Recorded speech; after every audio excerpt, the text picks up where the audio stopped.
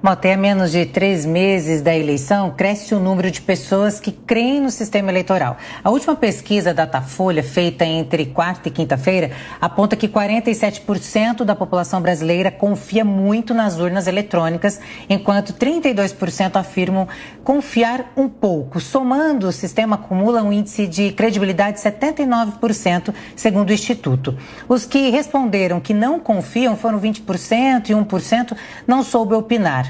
A nova sondagem foi feita na semana seguinte à reunião do presidente e candidato à reeleição, Jair Bolsonaro, com embaixadores. Na ocasião, ele promoveu uma série de acusações sem provas sobre a segurança do sistema eleitoral, além de atacar ministros do Supremo Tribunal Federal. Gostaria de saber a sua opinião em relação ao sistema eleitoral. Antes não se discutia tanto sobre isso. Foi por conta de toda a polarização que esse assunto entra em pauta, até mesmo em questão da segurança ali na hora da eleição, na hora do voto e na confiança, né, dos brasileiros no sistema? Pois é, primeiro a gente tem que lembrar que já se discutiu o sistema eleitoral na eleição de 2014, quando houve aquele famoso apagão, né? E aí quando eu me lembro disso, eu daquela eleição eu fui eleitor e em determinado momento da votação correu o rumor de que o Aécio já estava alugando um jatinho para ir a Brasília comemorar a vitória. E aí ocorreu alguma coisa que depois desse evento, que a gente não sabe bem o que foi, os resultados se inverteram e a Dilma parou. Então, parece que o PSDB entrou com um pedido de auditoria, e aí tem o relatório, enfim, tem uma história aí, essa discussão não é de hoje, né? Eu não acho muito, assim, eu não vejo muito valor em fazer uma consulta ao público para saber se as pessoas confiam nas urnas. É como perguntar se as pessoas confiam numa ponte que foi feita pelo governo.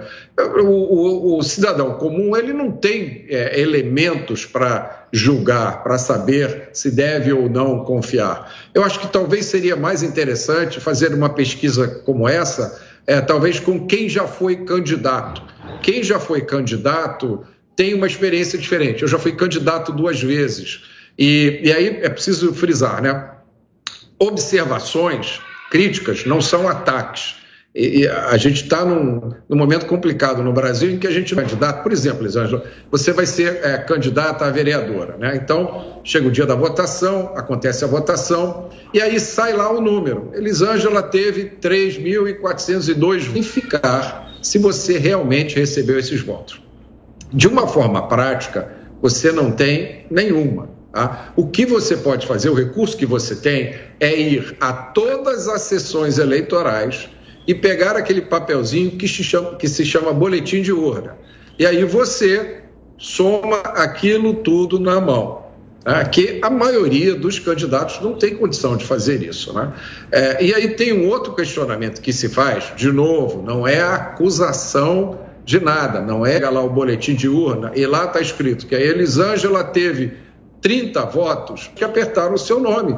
Você tem que acreditar naquele pedacinho de papel que está escrito ali. Então, eu acho que essas questões, pelo menos aqui no Rio de Janeiro, foram muito avivadas na última eleição, em 2020, em que muitos candidatos tiveram votação bem abaixo do esperado. Existem, é claro, outras explicações para isso, né? Pode ser que as expectativas dos candidatos estivessem altas demais e a realidade eleitoral era outra, né? Mas essas questões eu acho que elas têm que ser tratadas, né? Você está me acusando, eu vou me defender, acredite em mim. Eu acho que é a mesma história da ponte, né?